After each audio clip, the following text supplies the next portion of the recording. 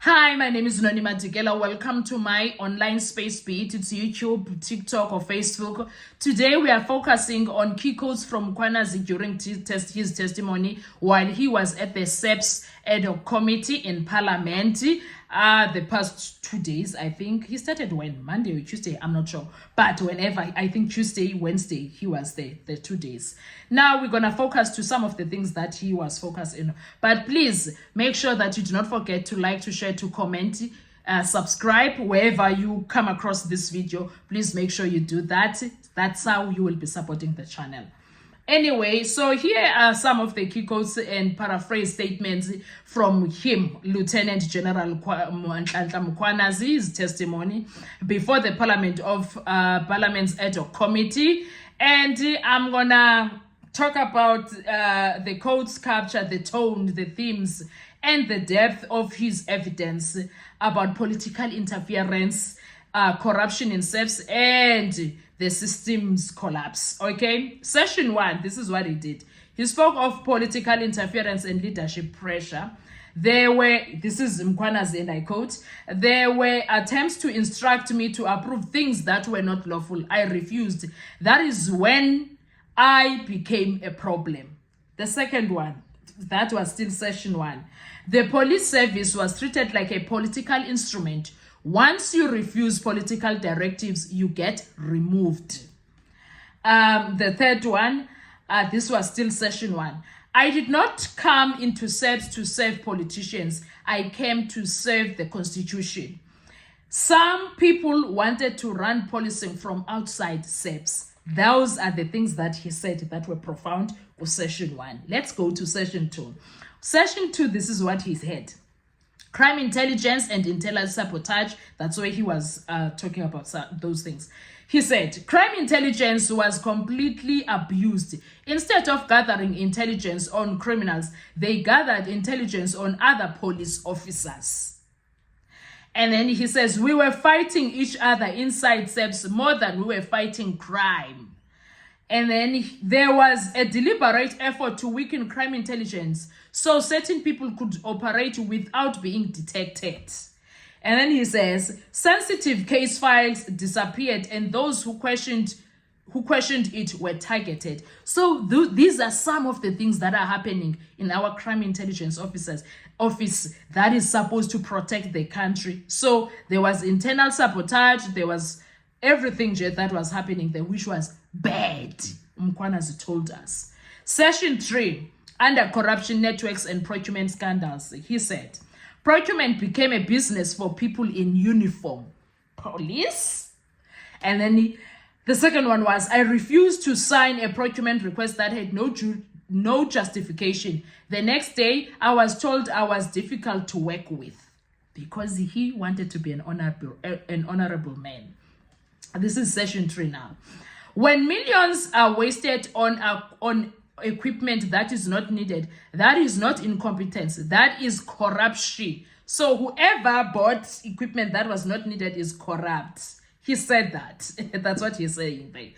And then if you follow the money, you will see who controls SEPS. So there are people who are controlling SEPS in a nutshell. That was session 3. These are key quotes from testimony Mkhwanazi, by the way. And then session 4, Uti, retaliation, suspensions, and whistleblowers. Number 1, this is Mkhwanazi. They use suspension as a weapon. If you stood in the way of corruption, you were removed. Second, I was followed and spied on by my own colleagues simply because I refused unlawful instructions. Third, there is a culture of fear inside SEPS. People know the truth, but they are afraid to speak. Amakwala. Number 4, whistleblowers inside SEPS are not protected. They are destroyed. For instance, Ususpet. We have Ususpet Russia. That was him talking about such things as Nzekle. Those are the codes, key codes. Session 5, this is what he said. As long as politicians interfere in operational policing, we will never win the fight against crime. So politicians are criminals? Or they are committing criminal activities?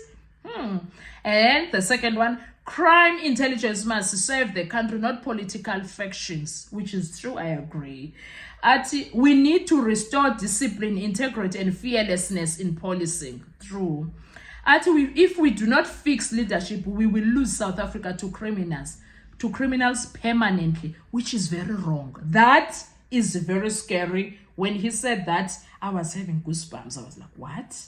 That was section 5. So most of those top quotes, most powerful quotes for me, I'm going to count 5 from what he said. Number 1, you cannot fight crime when criminals are protected by the system. Number 2, some people are untouchable in South Africa. The question is why? Number 3, I was not removed because I failed. I was removed because I refused. Number 4, SAPS has become a battlefield of factions, not a service to the people. Last one, number 5, corruption is not a mistake, it is a decision, and those who make it must be jailed. Ufed up, Mkhwanazi. Ufed up, Mkhwanazi. Ufed up. So on our next video, we're gonna talk about the implications for current SAPS leadership. What does this mean for them? Because this is too much. A lot is happening in front of their eyes. What are they doing? And these are the things that he was talking about. And he had time, especially in the last day, he had time and he was saying everything that needs to be said. I was so worried because they worked until midnight. They slept late, man, yesterday. The committee, because they were going over and over these things. One thing I could tell you about Mkhwanazi, he doesn't crack. He's like, and you're crack. I'm not going. I'm a black man. Dingundonga, Ngwaliyenkosi, Shamase, Unyana Mkhwanazi. These things are not going to.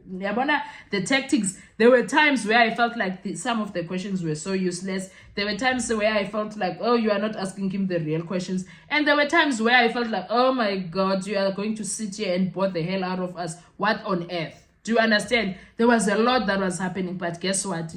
He prevailed. He was just, he is a man on his own league. There is nothing that you can do to make him fear to tell his truth. That's what I can tell you at this point. That man fears nobody, fears nothing, as long as he stands up for South Africa. There's also one thing that I liked about him. Someone asked him, one of the MPs asked him about the protection in a family, and he was like, the way he spoke like telling them, Uguti, I am not special. All of us here in South Africa are equal. Everybody needs to be treated equal. My family's safety is on the hands of the blue uniform, even me. I like that about him. That man is on his own league. Anyway, sorry, I will see you. Anyway, I will see you on our next video. Thank you so much. Enjoy your day.